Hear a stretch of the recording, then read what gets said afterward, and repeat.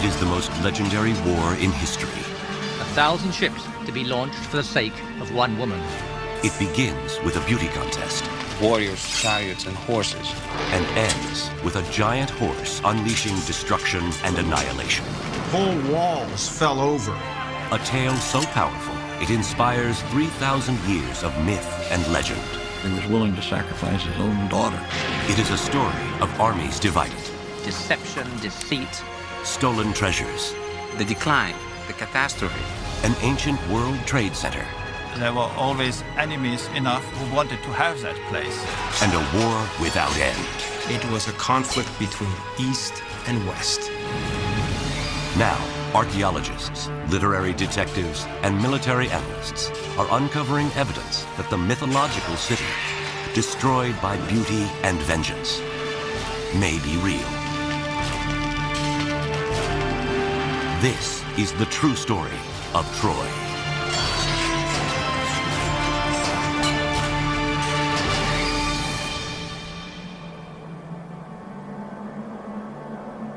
This is the cradle of Western civilization.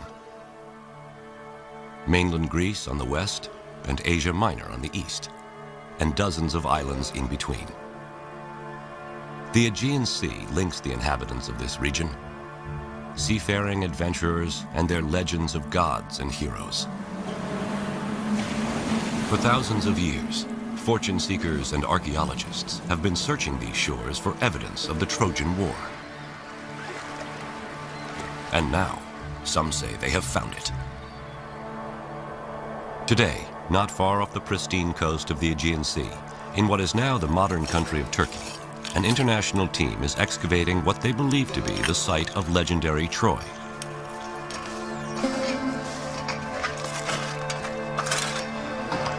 They claim they're finding evidence of a 5-acre city, complete with palace, streets, and a vibrant downtown.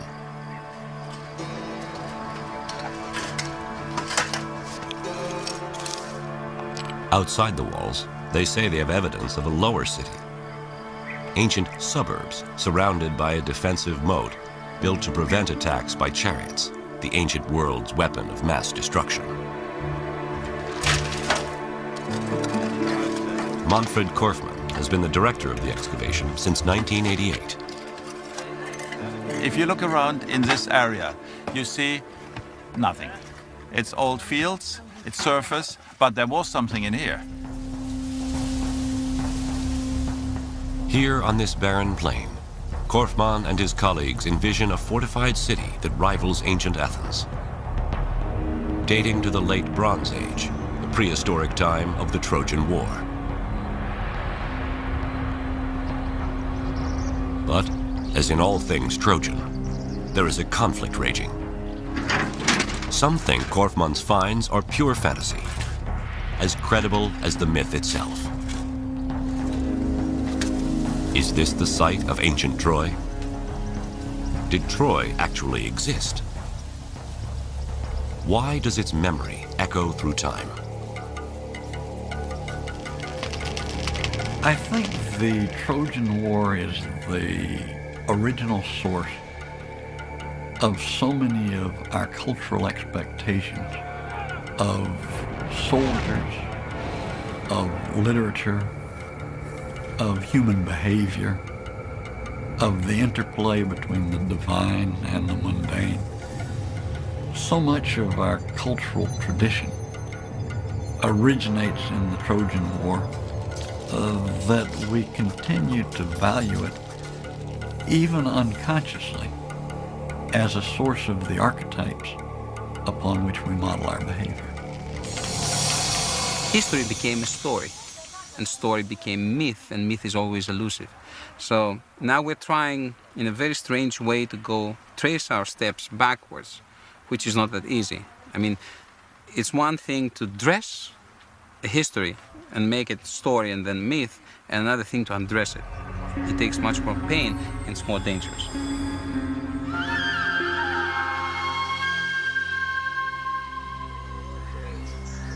Although today some scholars have reservations about the existence of Troy, historians of the ancient world never doubted the Trojan War was history. Herodotus Thucydides, and most other major figures of the Greek and Roman world assumed that the Trojan War was a historical fact. Here, on a beach not unlike that of Troy, classics professor Robert Garland recounts the tale. Well, it all began with the gods, as things of great moment tended to in the ancient world, and it began with the wedding of Peleus and Thetis, destined incidentally to be the parents of Achilles, the greatest of the Greek warriors at Troy. And they invited all the celebrities of the ancient world, all the gods, all the goddesses, except one. They didn't think it was a very good idea to invite Discord. Discord shows up anyway. She offers a golden apple inscribed with the words, "For the fairest." 3 goddesses, Hera, Athena, and Aphrodite, claim the apple and ask Zeus to be the judge.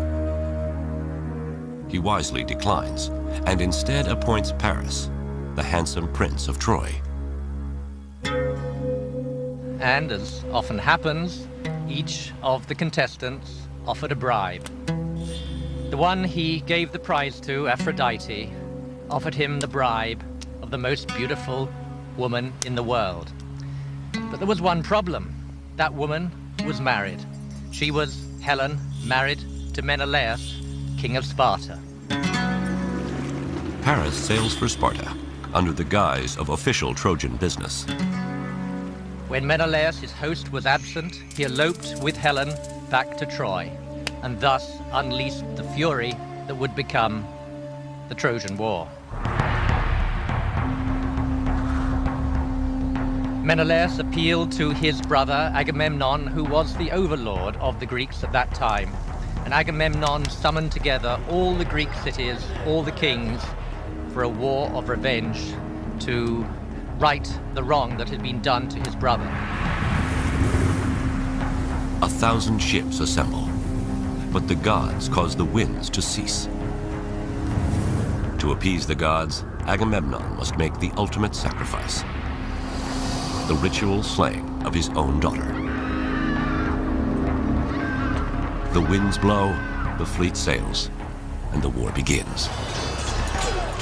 The Greeks encamp around the walls of Troy, and for the next 10 long years, heroes are made and destroyed on the battlefield. Achilles, the celebrated Greek warrior, and Hector, the Trojan champion. As the war began to drag on in the 10th year, and it looked as if there was no end in sight, so the Greeks devised the ruse of the Trojan horse. The Greeks sailed off, and the Trojan horse was left outside the walls. The Trojans broke their walls down to let the horse enter, stuffed full as it was with Greek soldiers. And in the night, as the Trojans were celebrating, down came the Greeks out of the wooden horse, let in their companions, and proceeded to rape, pillage, and destroy.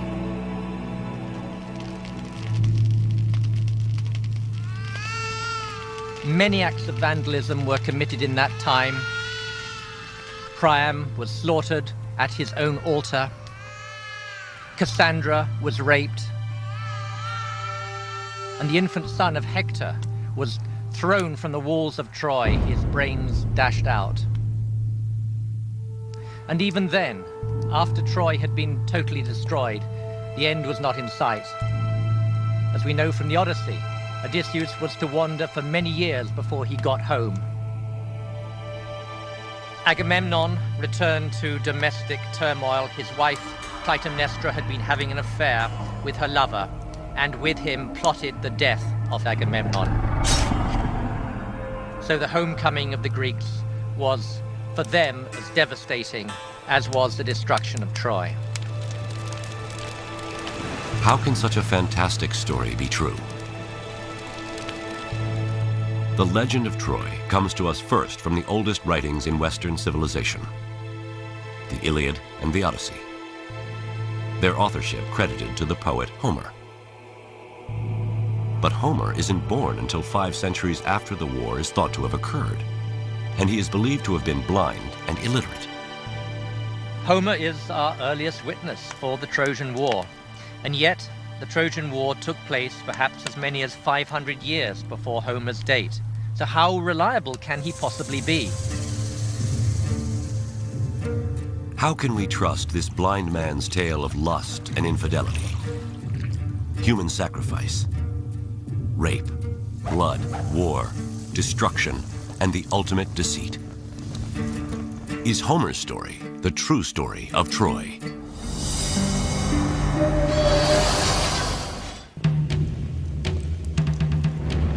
It's the most legendary war in history. The first great story of Western civilization. For years, scholars believed it was only myth.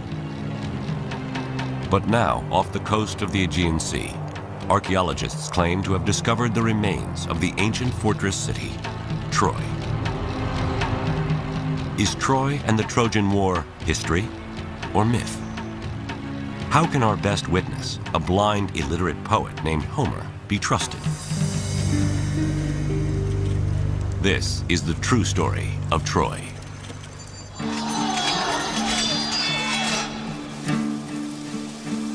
Like Troy, what is known of Homer is a mixture of history and myth.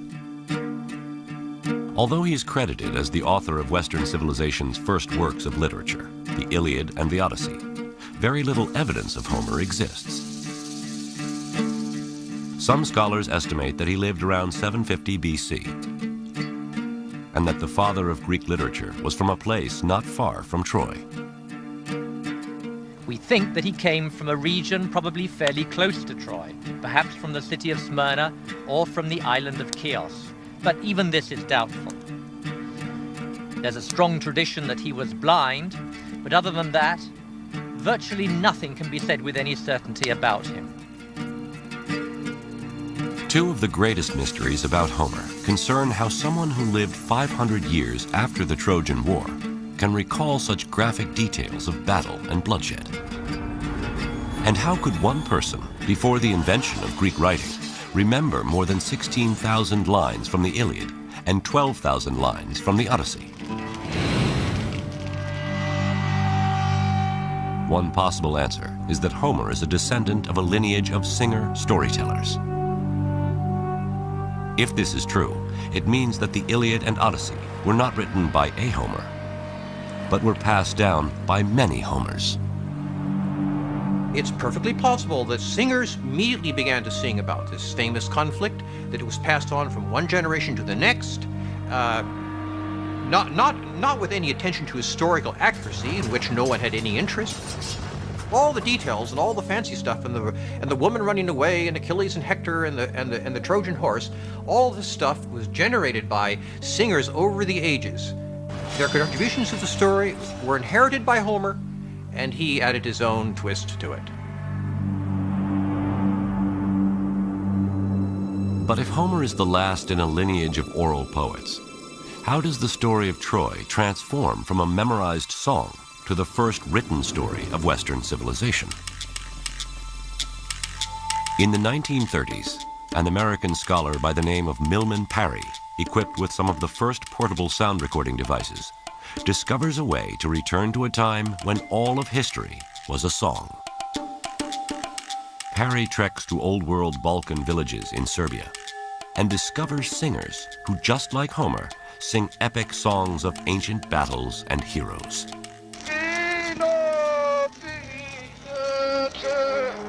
Parry made recordings on aluminum discs and on aluminum wire of these songs, and he also took down these songs by dictation. Parry discovered a very interesting thing, that when you write down an oral poem, it tends to get much longer than when you just sing it in a public performance. For over a year, Parry investigates the oral tradition, transcribing and recording many songs, some as long as Homer's. Parry finds that memory of historical events can be passed on for long periods of time and still remain accurate. The Serbian bards sing about the Battle of Kosovo, which had taken place in the 14th century. Amazingly, written accounts of heroes battling invaders confirm these 600-year-old songs to be true. Is it plausible, therefore, that there really was a Trojan War, and that at least the fact of the war was passed down through oral tradition for 400 years or so until 800 BC, when Homer's poems were finally taken down?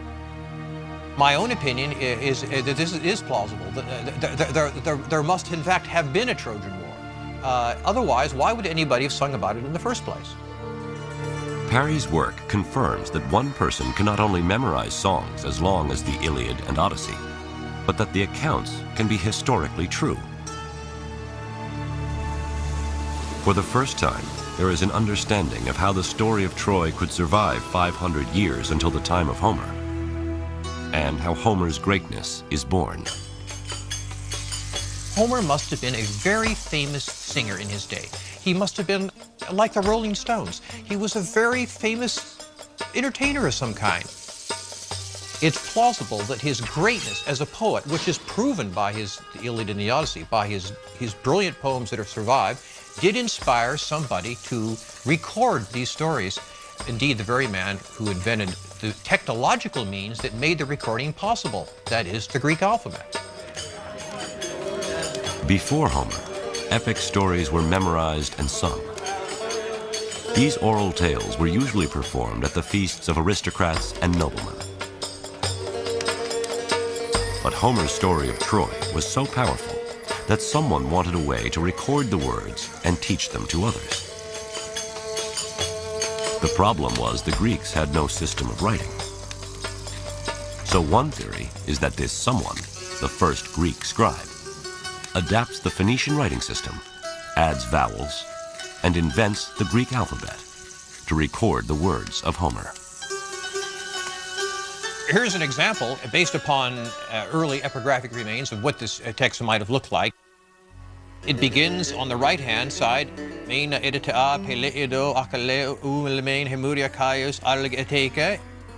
back and forth, as the ox turns, the Greeks said, comparing this style of writing to the plowing of a field where you plow up one end and back the other and then back again.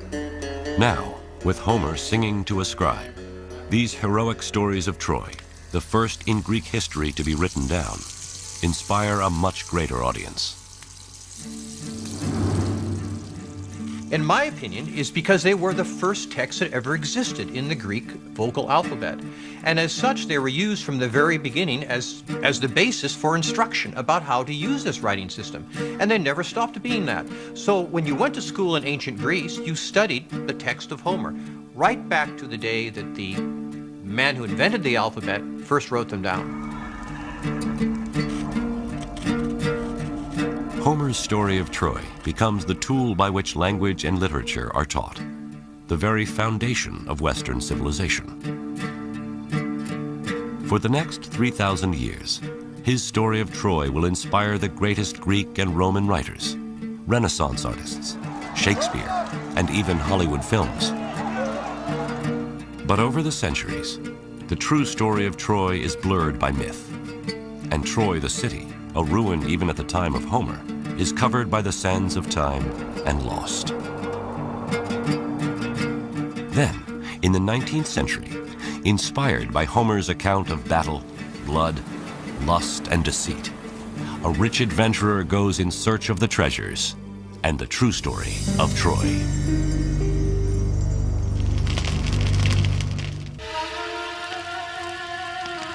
It is a Bronze Age clash of cultures, a battle over the most beautiful woman in the world. This tale of heroes, blood, lust, and deceit from a time before writing is sung for hundreds of years.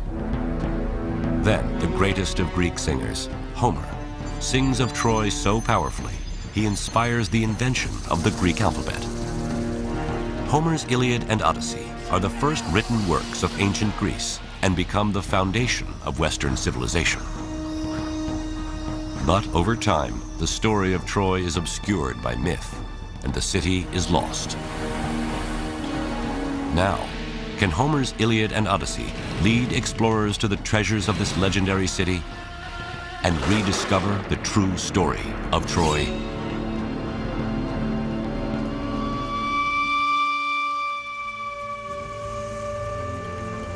July 6th, 1827. After centuries of Ottoman occupation, Greece wins its independence and emerges as a new nation. Europe is smitten with everything Greek, and Homer's Iliad and Odyssey ignite Trojan fever. With a pick in one hand and the Iliad in the other, a German-American self-made millionaire, Heinrich Schliemann, sets off to uncover Troy. Heinrich Schliemann is actually a fascinating man. He's a Wall Street tycoon of the 19th century. He made a great deal of money speculating in Russia and in the United States, including the gold rush in California. Having made a great deal of money and therefore being able to retire from his business pursuits, he at this point can go and pursue what he claimed was a lifelong fixation with Greece and particularly with the Trojan War. Heinrich Schliemann has a knack for finding gold. He's in California for the gold rush, makes millions in St. Petersburg under the Tsars. And in his search for profit and adventure, he dresses as a Bedouin, circumcises himself, and sneaks into Mecca. In 1868, he moves to Athens and launches a campaign throughout the Aegean in search of the legends of Homer and ultimately Troy. Schliemann was not an archaeologist, but he had a sacred faith in Homer. I mean, Homer was his Bible. And this led him to discover things which nobody else had thought of discovering, of looking for, let's say. Schliemann sets out to look for a place that matches the landscape described by Homer in the Iliad. A vast plain where two great armies can battle, near the Aegean Sea, between the Scamander and Simois rivers. A place with high fortified walls, from which the Trojans could watch in horror as their champion Hector is dragged behind the chariot of Achilles around the city.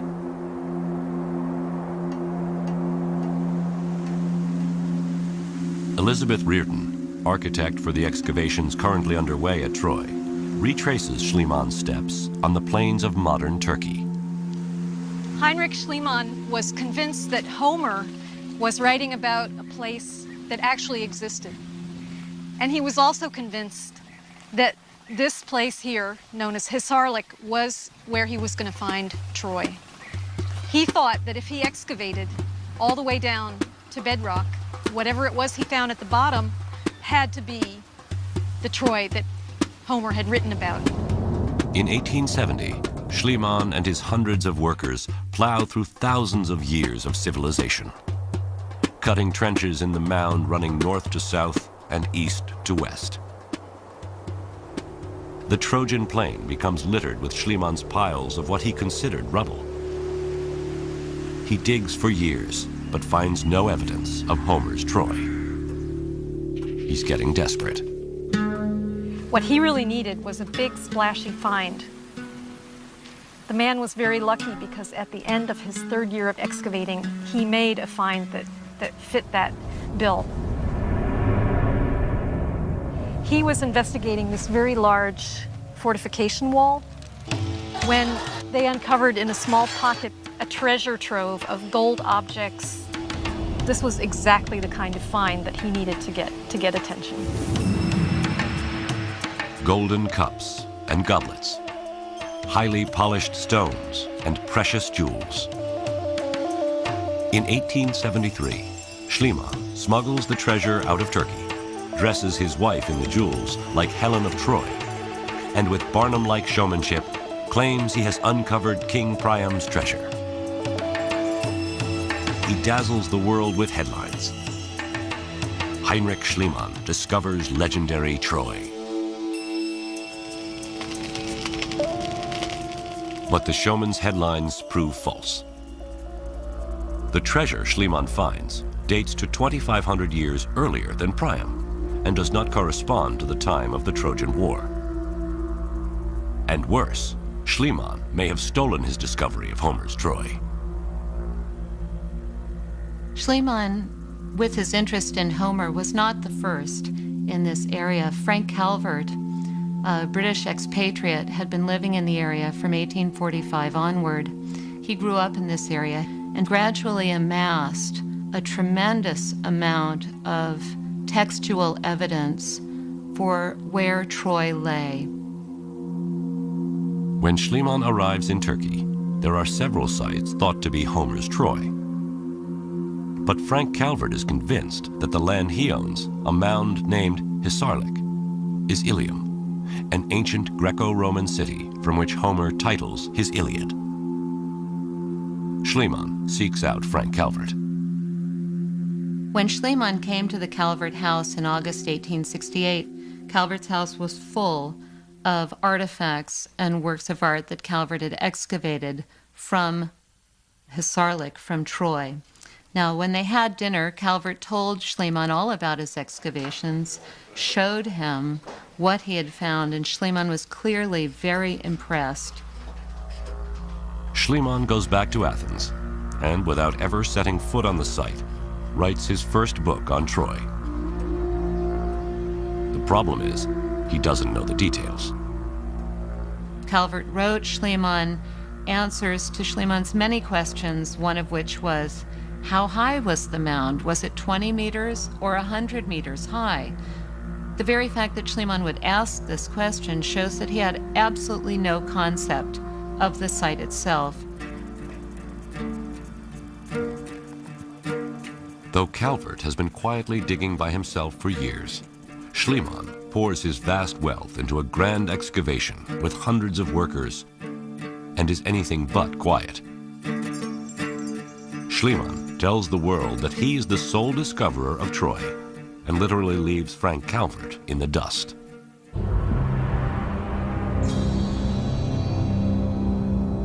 Despite false claims of Priam's treasure and accusations of stealing the site of Troy from Frank Calvert, Heinrich Schliemann convinces the world that Hisarlik is the site of Homer's Troy and that the Trojan War is real. Schliemann was somebody who dedicated his life, his fortune, and his activities to proving Homer true. And this has my respect. It's largely because of Schliemann that we're asking the question, was this war real? Today we still follow in that tradition in asking questions about the Trojan War. But even Heinrich Schliemann, perhaps the most devout believer in the Iliad as history, can't produce definitive proof of Homer's Troy. Somewhere in these ruins is the promise of finding some scrap of writing, some Trojan treasure to prove beyond doubt that the Trojan War and the story of Troy are real.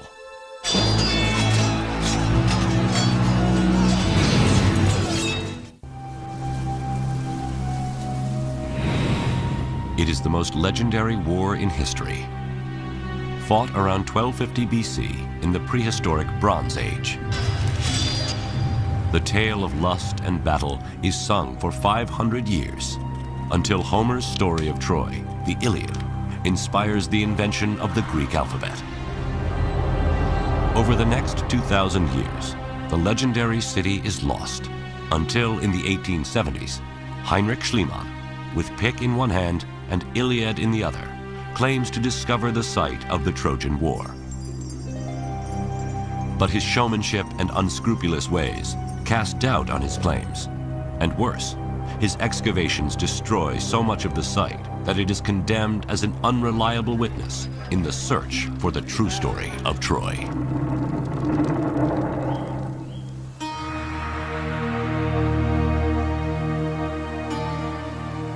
How could this rock heap in present-day Turkey be Homer's Troy? Even Schliemann expressed doubts. It is all poetry, he says. Troy is a myth, and the site of Hisarlik is only a hill. In essence, he says in various writings, well, I'm very pleased at what I've done. I've discovered Troy, and so on and so forth.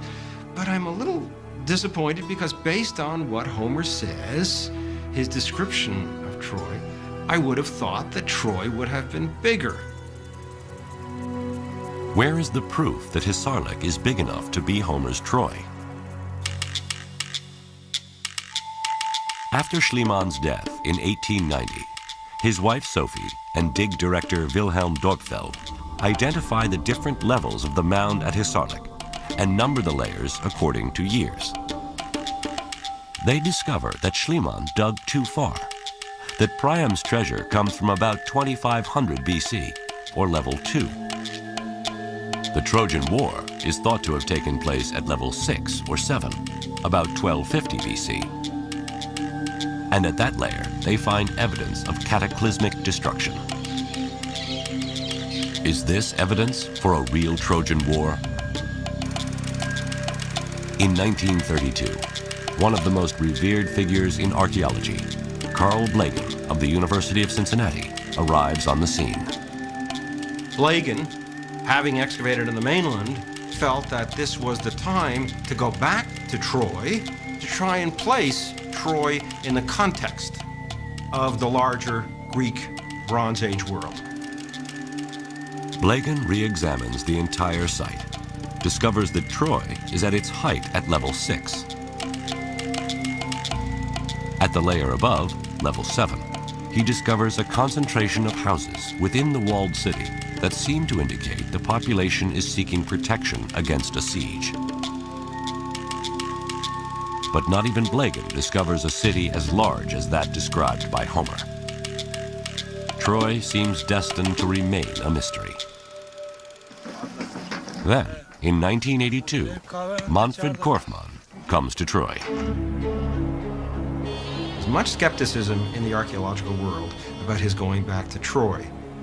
Many people thought that it had already been excavated after all the 3 campaigns there, that there wouldn't be much more to discover. But Korfmann's campaign introduces 50 years of new technology to the excavation. One of his first discoveries is just south of Troy, along the Aegean. Here, his team finds over 50 cremations and burials containing Mycenaean Greek grave goods. Could this be evidence of the Greek camp and remains of Greek warriors who came to fight against Troy? Korfmann's team also discovers that the Bay of Troy is quite different from today. In fact, the water at the time of the Trojan War would have been closer to within sight of the walls of Troy. And in recent years, not far from the ancient bay, using magnetic prospecting equipment, Korfmann and his team find what at first looks like a wall about a quarter of a mile outside the citadel of Troy. But what he actually finds is the opposite of a wall. Here we do have a picture like X-ray looking into the ground and finding remains of what may have been ditches. The ditch that Korfmann unearths is cut deep into the bedrock, leading him to believe that its purpose is most likely defensive. The archaeologists were able to verify a Troy 6 date for the date when this ditch had been constructed. Troy 6 represents the time of the Trojan War. And there are many similarities between this defensive ditch and one Homer describes in the Iliad. If you look at his description of the fortification ditch that's dug around the Greek camp, and then you look at the fortification ditch that we found, certainly that's a striking similarity between the two. It's actually quite likely that this is the site that Homer had in mind when he put down the story of the Iliad and the Odyssey. Over the years, Korfmann and his team discover religious totems for worship of Trojan gods, spindle whorls for weaving the fine fabrics traded by Troy through the ancient world, enemy spear tips and arrowheads embedded in the walls of Troy, coins from the time of Alexander the Great, and a bust of Roman Emperor Augustus, who traces his lineage back to Troy. But despite the incredible finds, one find continues to elude Korfmann, just as it had everyone back to Schliemann. Where is evidence of the huge city described by Homer? One of the more important things we want to know about Troy is how large the settlement was in different points in time at different periods, and how it grew, how it shrank, and if there were different activities going on in different areas or parts of the settlement. We can't answer this by excavation alone.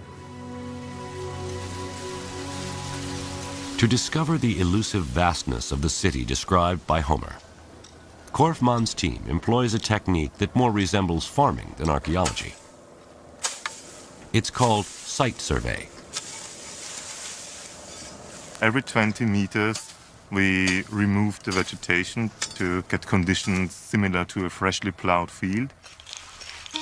We collect everything we find there. Pottery, tile fragments, whatever is lying around. Thus get an idea about settlement size and function of different areas.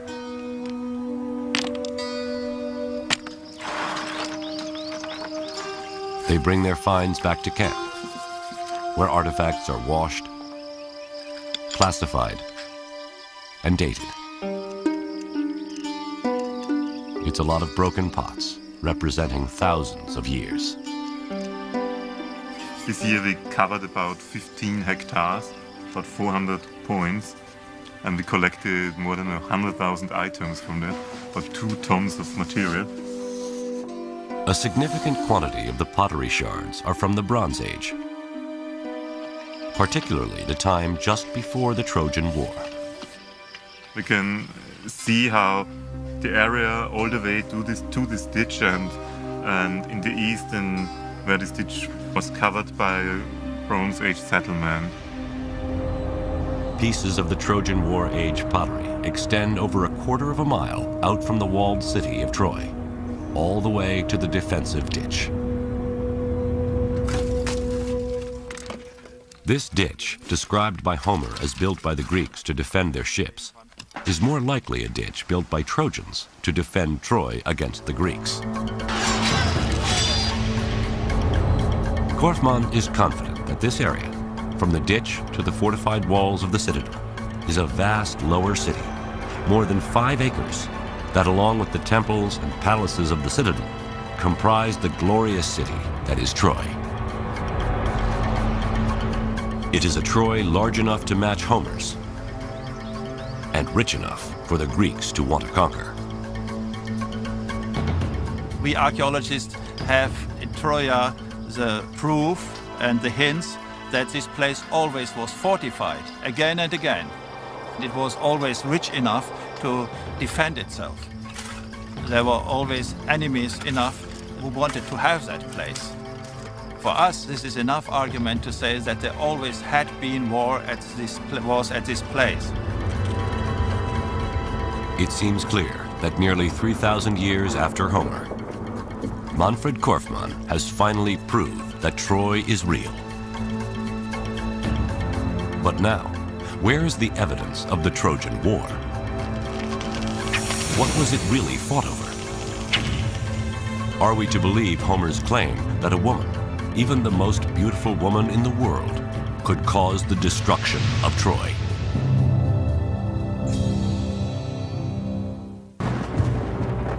It is a Bronze Age clash of civilizations, fought around 1250 BC. Then, 500 years later, the Greek poet Homer sings his epic story of Troy, becomes a superstar, and inspires the invention of the Greek alphabet. Over time, Troy is lost, and its story is obscured by myth and legend. Until the 1800s, when Homer's Iliad inspires the search for this legendary city.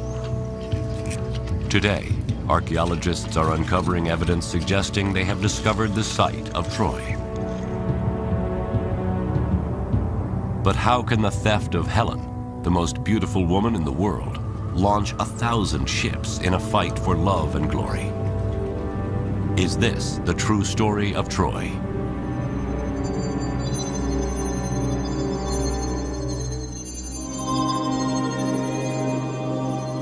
To the ancient Greeks, beauty is order.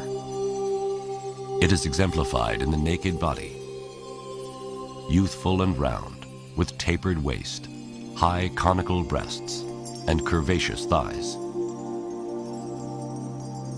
Surely Helen was all this. And her theft, an attack on world order, an act of war against the Greeks. But her abduction is also a personal affront against a very powerful ruler. The legend of Helen being abducted and from that the war flowed is not impossible, but it's unlikely as a sole cause. Brigadier General John Brown of the U.S. Army is an expert on ancient warfare. What's more likely is that there was an opportunity waiting to happen, a war that was awaiting a cause. There was a instinct for expansion on the part of the Mycenaeans that provided an underpinning that needed a triggering event. Helen being abducted would very readily have been a kind of a triggering event that could have galvanized the warriors of such an age into an effort to redeem their reputation and increase their glory.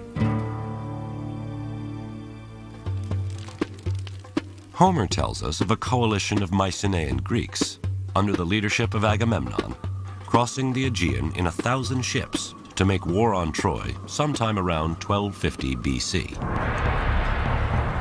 How does Homer's account stack up against modern military strategy? A quarrel over women who were stolen. Acting as military chief of staff to Agamemnon, General Brown assembles his staff. Troy is a heavily fortified. Intelligence, Stay clear of this operations, logistics, personnel. They gather to make war on the enemy, the Trojans. Gentlemen, we've been asked to do an operational analysis of the Trojan War to try to come to grips with the campaign imperatives that affected both the Mycenaeans, or Greeks, and the Trojans in the course of the first order of business is what's at stake. The control of the seaborne trade route critical to the commercial economy of the ancient world. The strategic setting is dominated by the necessity of controlling trade routes. One I'd like to call your attention to in particular, and the one that affects our story, is the one running from the Black Sea through the Bosphorus, the Sea of Marmara, and out the Dardanelles. That's precisely the location of Troy. Troy's location gives it control of the trade route from east to west, access not only to the breadbasket of Western Asia, but also treasures of gold, spices, and luxury goods. A shipwreck discovered off the coast of Turkey in 1984, dating from the time of the Trojan War, is testimony to the riches at stake. Treasures from 7 civilizations are aboard the ship. Gold medallions from Egypt, urns of oil and spices from the Far East, and oxhide-shaped ingots of tin from Central Asia, and copper from Cyprus. In fact, these metals are found in the exact proportions for making bronze. 10 parts copper, 1 part tin. Bronze is made from tin and copper. When you control your access to those materials, you're controlling the industrial materials of the Bronze Age. Controlling bronze production in the Bronze Age is like controlling oil in the Oil Age. If the Greeks want to become an empire, they'll need to capture Troy. But how? If you turn from that strategic setting to the operational level, they had no choice. Again, Brigadier General John Brown and his staff apply modern military planning to the ancient battles of the Trojan War. From a personnel point of view, what would you tell me about the layout if this represents the Mycenaean capability and this area right here, Troy? Troy's population did not compare in military manpower to the Greek state allies against it. The Greeks assemble a coalition army to outnumber the Trojans 5-1. They'll need that overwhelming force to ensure a quick, decisive victory. And to deliver that force, Homer says the Greeks sailed to Troy on 1,000 black-bowed ships. Is there anything we should know from an intelligence point of view? Well, a couple things I'd like to point out, sir. First, as you know, Troy is a heavily fortified city. It's got a strong and a high wall. If we allow them to get behind that wall, that means we're going to have to lay siege to them. Also, they have a series of potential allies that if we alienate them, could come down on the side of the Trojan. Well, given that intelligence backdrop, what do you think the operation should look like? The Greeks should land directly before Troy and either defeat them on the battlefield in open combat with our overwhelming force or starve them out of their walled city. Overwhelming force delivered directly to the shores of Troy on 1,000 ships. The Greeks are poised to recapture Helen, restore their honor, and gain power and wealth by controlling the most important trade route of the Bronze Age. It's a simple enough plan. One last logistical consideration: how to feed 1,000 ships full of warriors. What's your thoughts there, logistician? The Trojans would have gathered all the local food and water that was available and pulled it within the walls of their defenses for their own use and as a means of denying it to the use of the Greeks. The Greek army, therefore, would have to go further and further afield to gather those supplies of food and water that they were going to need to subsist on. And the primary risk there is that they would alienate those local populations that heretofore had not been engaged in the conflict but would now be inclined to come in on the side of the Trojans. Well, it's an interesting point you make, John, because it looks like the Greeks were divided between what they should do in order to win most easily and what they had to do in order to survive as an army. They had no choice except to support themselves off the land by foraging and by raiding. And it is precisely the result of one of those raids that starts Homer's Iliad. Agamemnon and Achilles fight over a woman that Achilles captures during a raid. Agamemnon pulls rank and claims Achilles' war prize for himself. Achilles rages, reaches for his sword. Professor of Classics Robert Garland reads from the Iliad. Someday, I swear, a yearning for Achilles will strike Greece's sons and all your armies.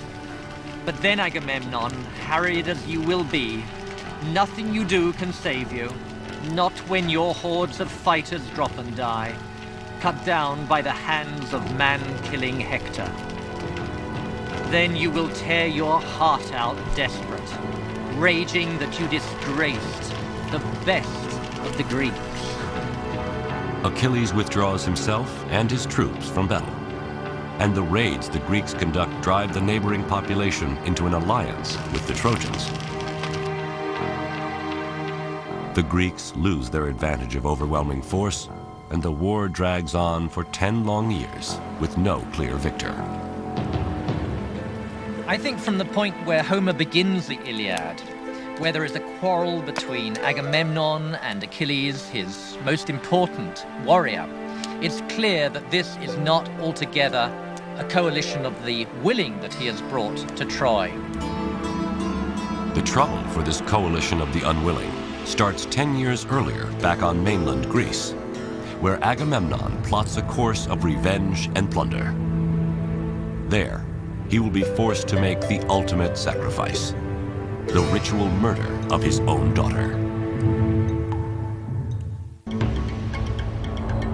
Troy, a Bronze Age World Trade Center. Sung about by Homer, his Iliad and Odyssey become the first literary works of Western civilization. But is the mythological city real? Archaeologists now seem certain they have discovered the legendary lost city. But what evidence do we have of the enemies of Troy? the Bronze Age Greeks, and Homer's King of Kings, Agamemnon. How does Agamemnon forge a coalition of Greek warlords to wage a war of revenge and plunder? This is the true story of Troy.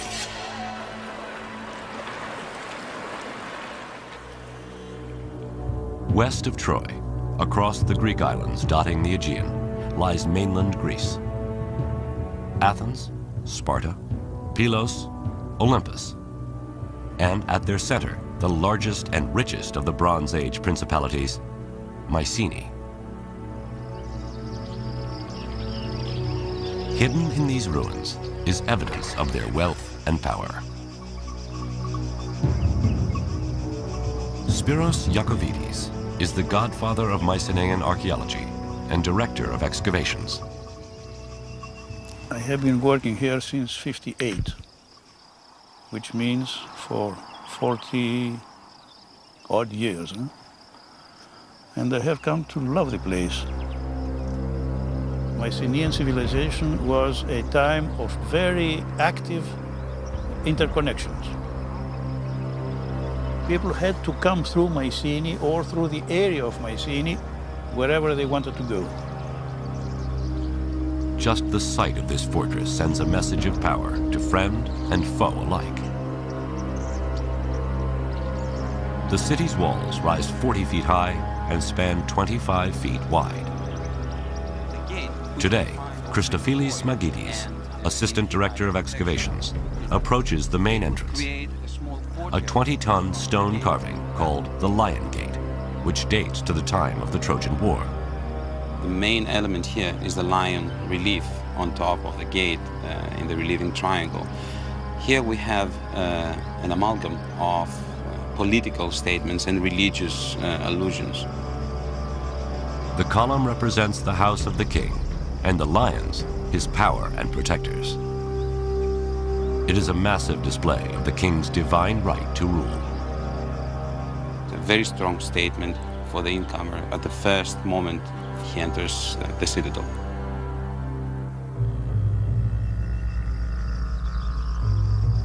Just inside the Lion Gate, here in 1876, Heinrich Schliemann uncovers one of the richest finds in archaeological history, including a magnificent golden death mask. In his showman-like way, he proclaims, "I have gazed upon the face of Agamemnon." High atop the citadel, archaeologists uncover remains of a palace much like one described by Homer. Inside, they discover a treasure trove of opulent relics and murals, glorifying Mycenaean war and conquest. We have scenes, beautiful scenes of a besieged city with tall buildings and women looking out of the windows, warriors, chariots, and horses. One cannot but think that these scenes reflect, or at least echo in some way, all the adventures of the Mycenaeans in southwest and northwest Asia Minor.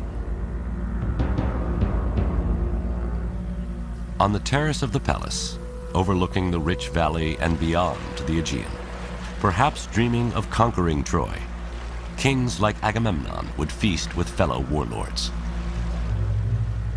Homer describes such a feast that takes place across the Peloponnesian Peninsula in Pylos, in the kingdom of wise old King Nestor, another hero of the Trojan War.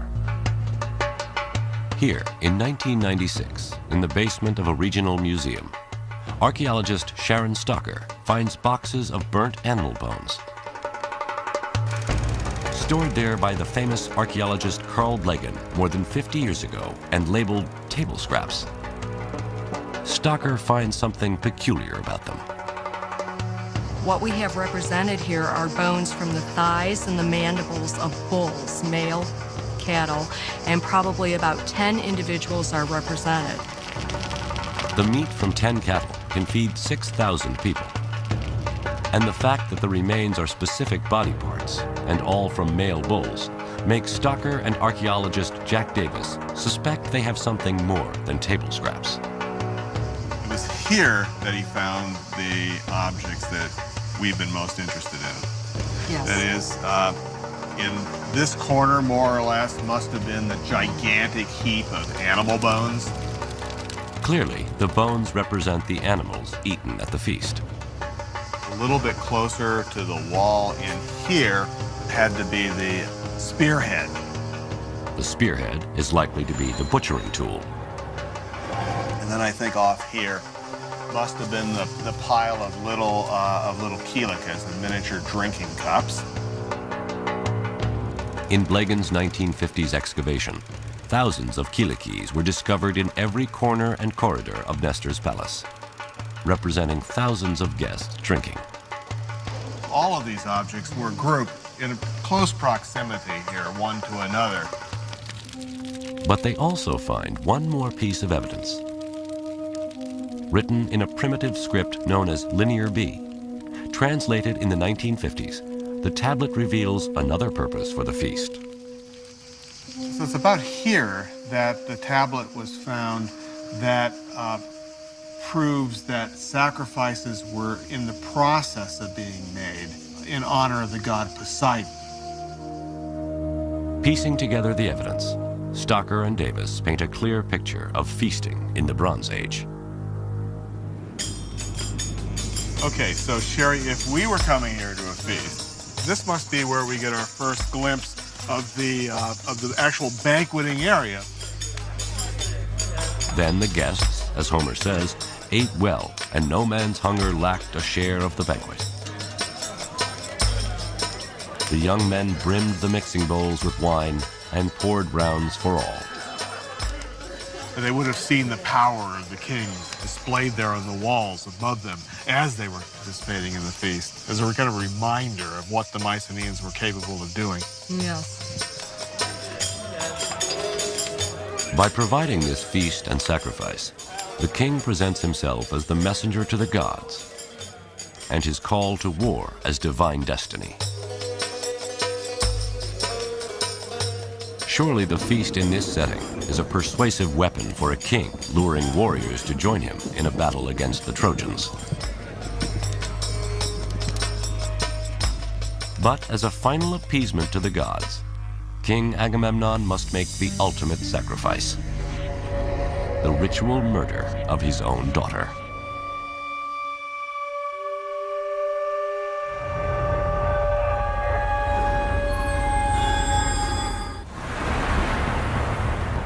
Helen, Queen of Sparta, is abducted by Paris, Prince of Troy. A personal attack on family honor escalates to an international crisis. With enticements of wealth and power, King Agamemnon forges an unwilling coalition of Mycenaean Greek warlords to do battle with the Trojans. But now, the gods and his warriors demand from him the ultimate sacrifice: the ritual murder of his own daughter. This is the true story of Troy.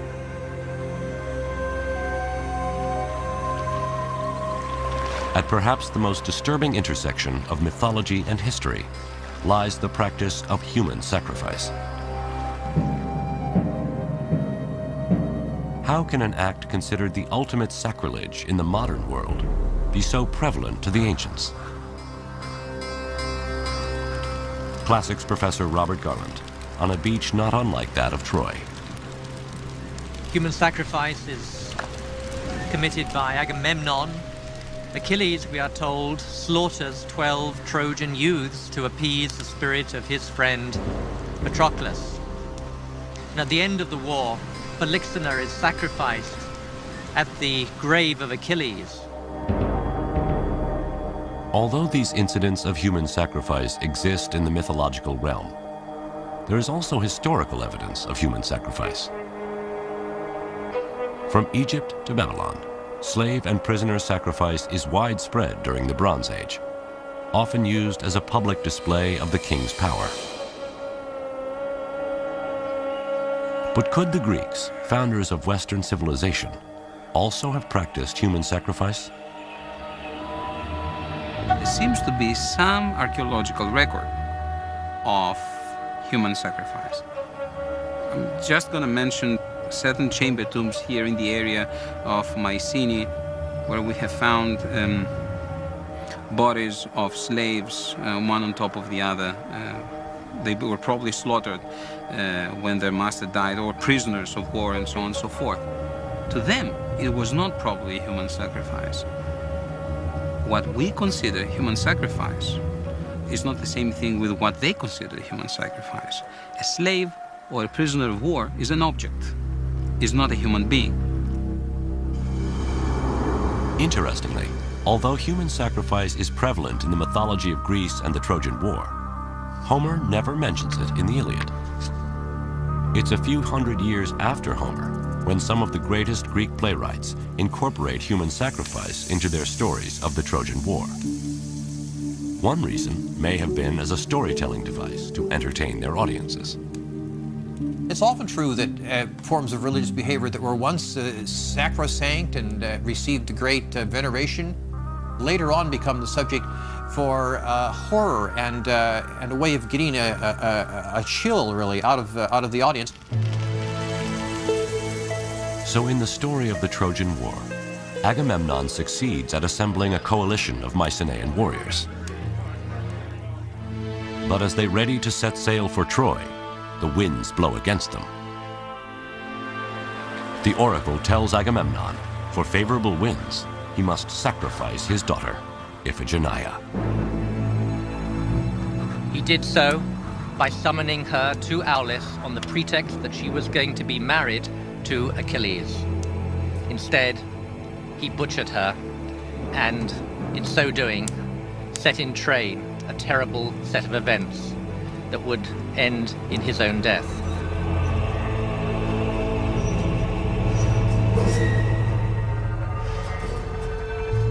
To the Greeks, this was a powerful message, whether real or mythological. In war, a king asks his subjects to sacrifice the lives of their sons. Now the king, by offering his daughter, is making a similar sacrifice. The Greeks may see it as democratic and egalitarian. If not us, why not the king? And if not our sons, why not his daughter? To us, the idea of sacrificing Iphigenia seems horrific. But given the religion and mores of the time, the sacrifice of Iphigenia was a supreme expression of commitment on the part of Agamemnon.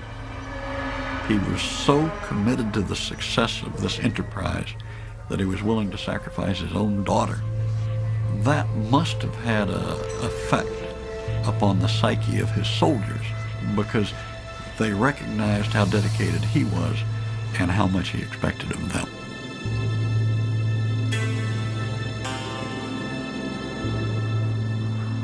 Thus, the first blood spilled in the Trojan War is that of a child.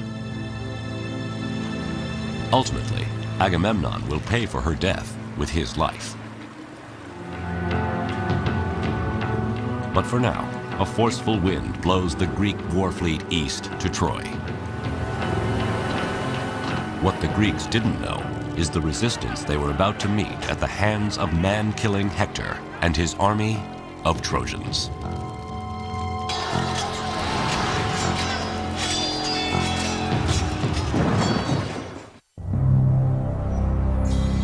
To forge a coalition of Mycenaean warriors and satisfy the gods, Agamemnon makes the ultimate sacrifice, the ritual murder of his own daughter.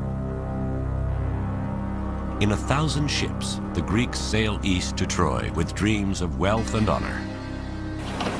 But their overwhelming force is negated by the fierce Trojans and their powerful allies.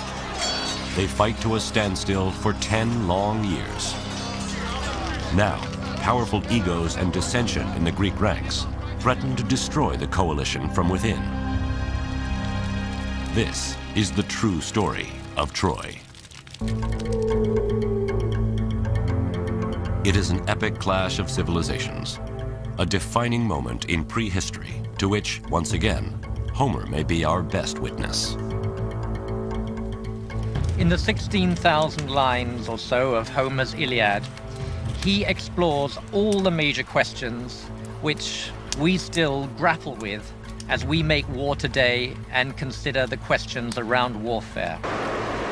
The justification for a major military exercise, the accountability, the quality of military leadership, the nature of courage and cowardice on the battlefield, and indeed what happens to victors and defeated alike in the face of day-to-day brutality.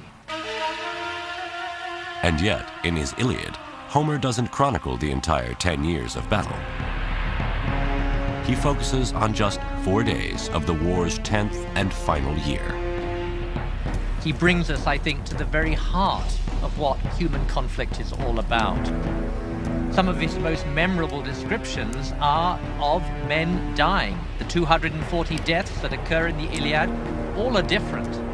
Homer must have seen action at first hand. He must surely have gone over the battlefield at Troy and tried in his own imagination to recreate how this battle took place. We see warfare from so many different angles, and we see it up close and personal from Homer. Warriors face off on the battlefield, calling out names and insults. Soldiers thrust spears through enemy eyes, swinging swords, hacking off limbs. Homer says black blood stains the battlefield. His name defines this brutal age of warfare, known as the heroic or Homeric era. This was very much an individual contest for personal glory. And there was believed to be a glory in the nature of your opponents and in the extent of your success over them. It's a bit more tribal. The nature of your military reputation depends upon who you individually fight and how well you do against them. Homer describes many duels, but one he portrays as the ultimate duel, the one to end 10 years of war. Menelaus, the offended husband of Helen, is challenged by Paris, Helen's Trojan lover. If Paris kills Menelaus, Helen stays in Troy and the Greeks withdraw defeated.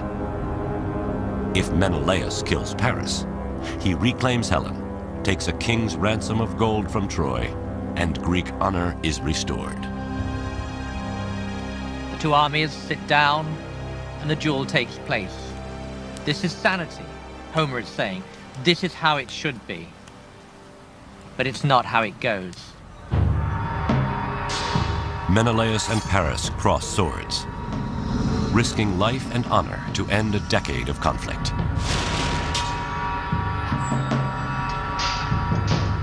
Menelaus overpowers Paris, readies a death blow. Then Homer rescues Paris with a stroke of divine intervention. The goddess of love, Aphrodite, whisks Paris off the battlefield into the arms of Helen. The duel ends unfulfilled. The truce erupts in war. This war, in a certain sense, had to be. More forces had been unleashed than could now be contained. But at that short, brief moment of time, Homer seems to be saying, this is how conflict should be resolved between the only interested parties. Though ending a war with a duel between two leaders may be wishful fantasy, many of Homer's observations of battle are timelessly true. One of the underlying themes that you draw out of the Iliad and the Odyssey that remains relevant today in a military setting is that character matters. That theme remains with us. We still are very concerned for the character of our officers and our soldiers. Modern armies can learn from the soldiers of the Trojan War. But the greatest of the Greek warriors, Achilles, might not last long in today's army. In front of other warlords, Achilles threatens and insults Agamemnon, his commanding officer. what a worthless, burnt-out coward I'd be called if I would submit to you and all your orders. Whatever you blurt out, fling them at others. Don't give me commands. Never again, I trust, will Achilles yield to you. To Homer's audience, Achilles' rage against Agamemnon reflects a conflicted hero defending his honor. But today, his insults would be court-martialed as insubordination. Achilles was preoccupied with his reputation and his personal standing amongst the Greeks. The absolute opposite of a team player. Odysseus is of course, a different character, and again, he's yet another expression of the fact that character matters. He is wily. He's compared to a fox. Even today, we compare some of our most capable military figures to foxes. The swamp fox, Francis Marion of the American Revolution, and General Franks of the war in Iraq are among some with reputations of cunning like a fox. But Homer highlights another key quality of leadership by demonstrating the opposite. Never once did you arm with the troops and go to battle. You lacked the courage. King who devours his people. Unlike an ideal general like George Washington, who leads his troops by example, Agamemnon is accused of hanging out in the back while others fight and die. Agamemnon is arrogant, overweening, very much given to advance his own personal agenda, and inclined in the mind of others to take advantage of his position for his personal gain rather than to be a servant of the rest. Ironically, the soldier who is idealized by Homer is Hector, who fights for Troy. He has the character of the model soldier and citizen. Hector is more inclined to set the welfare of his people and his city above his own reputation and his own survival. And ultimately, he faced down Achilles even though he knew that the odds were against him and that his time was up. The battle between the two greatest heroes, Greek Achilles and Trojan Hector, is the climax of the Iliad and Homer's story of Troy. When Hector takes leave of his wife and child on his way to battle, Homer foreshadows the end of the war and tilts the sympathies of his audience in favor of the Trojans. Hector envisages that Andromache will be a widow and that his son Astyanax will be an orphan. And like any true husband there, he says, I care for you more than I do for my countrymen. It's your fate that really matters to me. Homer portrays Hector as a family man. While the Greeks are fighting for revenge and greed, Hector is fighting to defend his wife, his child, and his home. The Trojans, in a sense, are us. And it is through their eyes, very largely, through the eyes of men like Hector, that we read the events that are going to be so shattering.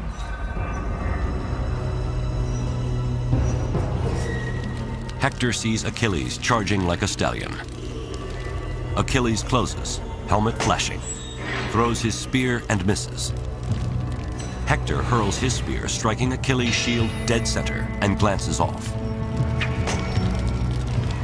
Hector draws his sword and charges, but Achilles has a second spear and drives it clean through Hector's neck.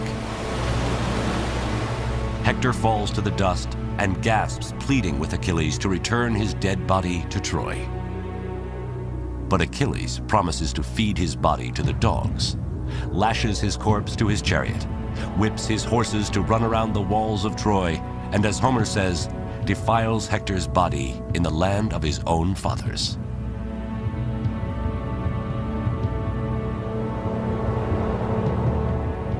And in the last great scene of Homer's poem, King Priam comes to beg for the mutilated body of Hector, his son. King Priam comes and he grasps the man-slaying hands of Achilles, and like a suppliant, he appeals to Achilles' compassion. And Achilles yields, and the two men collapse together in an acknowledgement of their human identity. They're no longer Greek and Trojan. They're no longer deadly enemies. Instead, they are like father and son. It is here where Homer reveals his subversive mission. He ends what is perhaps the world's greatest war story with an anti-war message. We are all human. We are all fathers and sons. We all have attachments that go way beyond our national identity. We are human beings, first and foremost. A truce is declared for the cremation of Hector's body. Funeral laments are sung. The flames from the fire consume his corpse, and looming are the walls of Troy. Homer does not elect for a Hollywood ending. He elects for an ending which reminds us that more slaughter is to follow. Homer is saying to us, his audience, in a way, you are not to be trusted. More havoc will surely follow. More brutality, more carnage, and ultimately, too, the destruction of Troy. Although this completes Homer's story, the true story of Troy does not end here. Suddenly, the Greeks are gone, and a wooden horse stands outside the gates of Troy.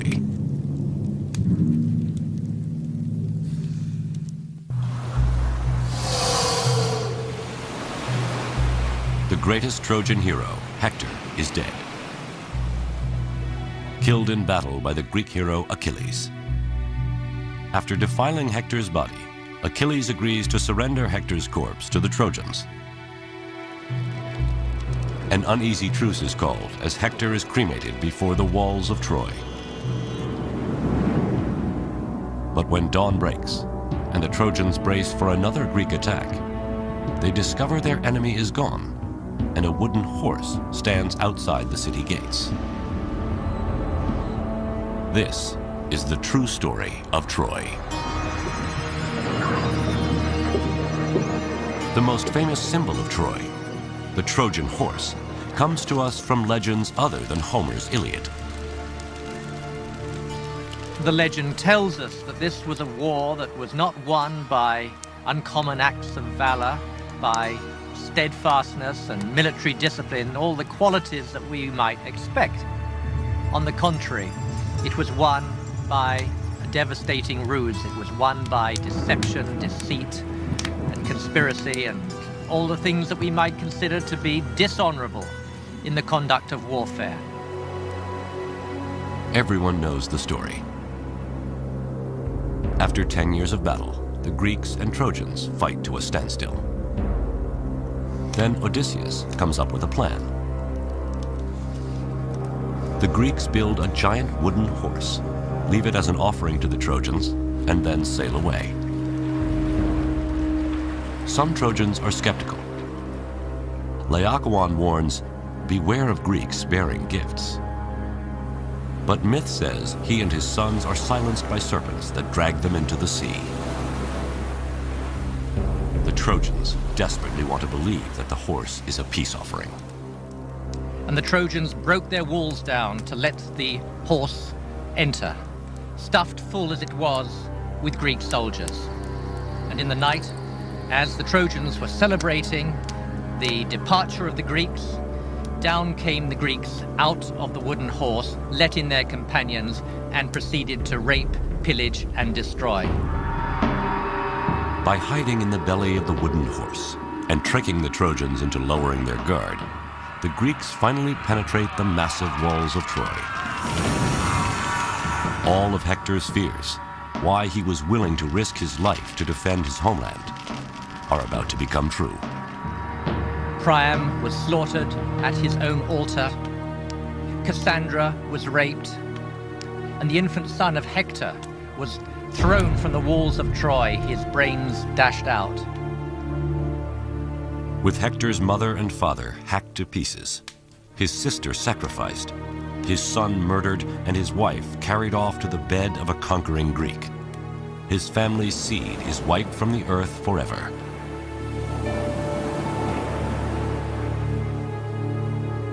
For the Greeks, this hard-earned victory means honor restored, the riches of Troy, and Helen.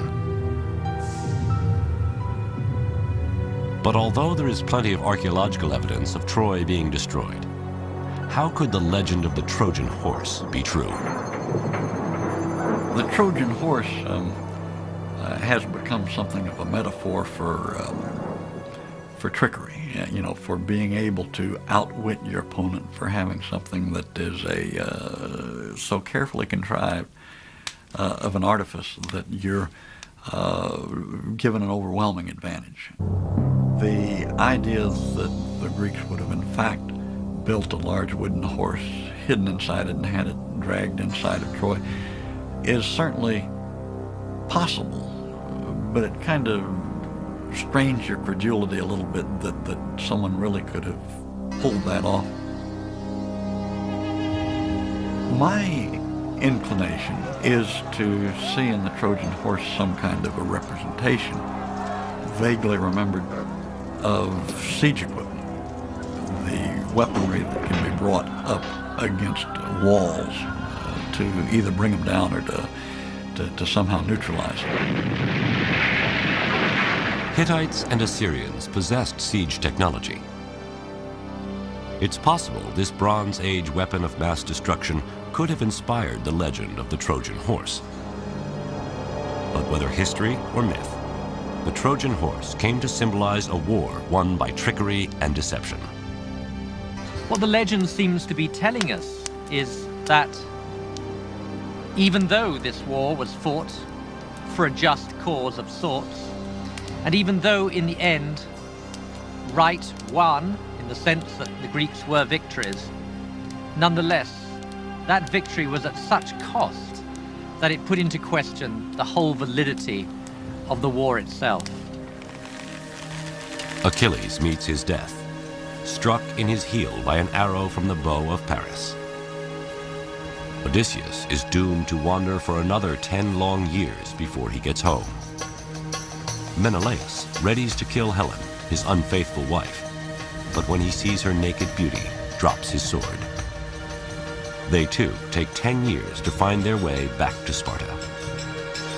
And as for Agamemnon, on his first night home in Mycenae, Clytemnestra, his queen, having never forgiven her husband for the sacrifice of their daughter, assassinates him in his victory bath.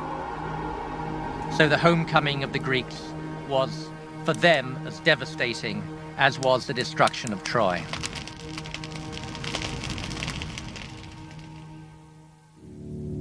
In fact, history tells us in the wake of the Trojan War, not only do the Mycenaean kingdoms collapse, but the entire Bronze Age comes to an end. There is much speculation as to its cause: civil war, outside invaders, or a string of devastating earthquakes. Greece falls into a dark age for nearly the next 500 years, until the time of Homer. What survives through the Dark Ages is the story of Troy. If you contextualize this war and you see what comes after that, the decline, the catastrophes, the economic collapse, the Greeks never managed again for the next 400 years to come together as a nation.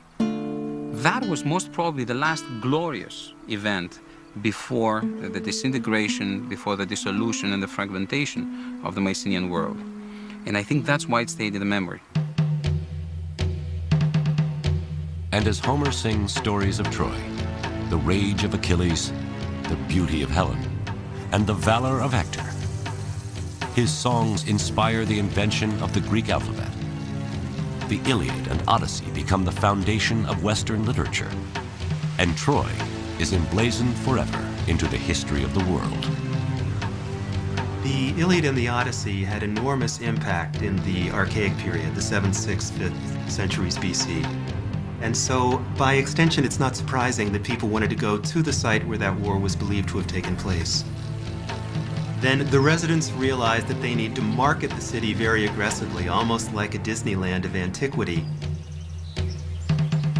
The site of Troy rises from ruin to major tourist destination. Ancient burial mounds are turned into monuments to Greek and Trojan heroes. Temples and theaters are built to their gods. And maidens reenact scenes from the fall of Troy. They would sing sections of the Iliad and the Odyssey in the agora, in the marketplace of the city, right in front of the old Bronze Age fortification walls. As the city is rebuilt, history and myth become one, and Troy becomes a war prize in a worldwide conflict.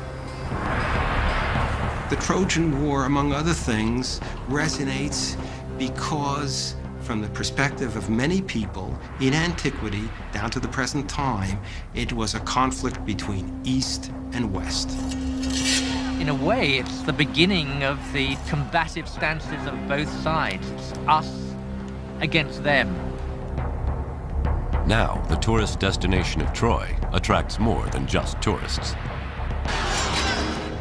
First, Persian King Xerxes stops at the site in 480 BC on his way to sack Greece, claiming to avenge his Trojan ancestors. Then in 334 BC, Alexander the Great stops at Troy to pay homage to Achilles on his way to Persia. He goes to the Temple of Athena, where he saw a range of armaments associated with the Trojan War. And he looked at the armor that was presented there, chose one set of armor to wear himself in his battle against the Persians. I like to think that it would be that of Achilles, although we don't know that for certain, and then goes off to fight the Persians wearing Trojan War armor. Alexander the Great conquers Persia, avenging Greece and reclaiming Troy as part of the Western world. Just as Alexander links himself to the Greek hero Achilles, Julius Caesar claims lineage to the Trojan hero Aeneas.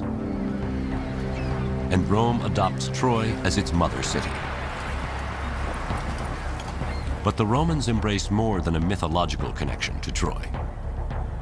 They also model their ideal soldier on that of Trojan hero Hector.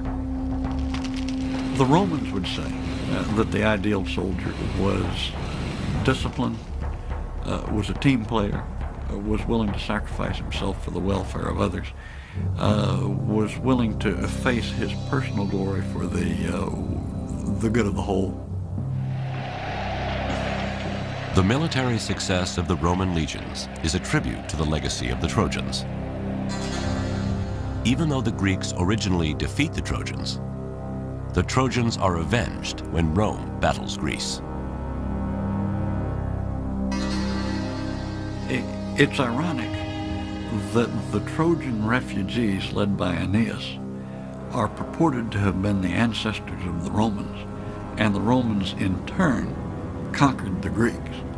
And so it's as if history came full circle. The Trojans were conquered and then became the conquerors.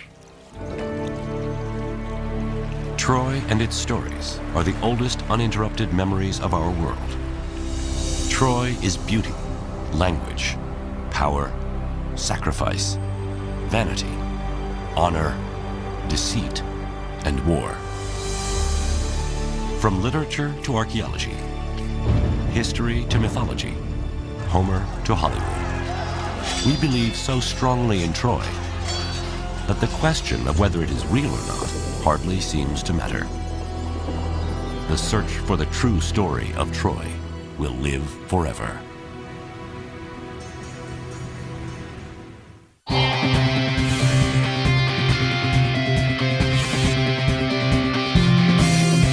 There are always going to be surprises. You don't have to speak the language to be able to interact with people. Knowing that can make you look at history in a new and exciting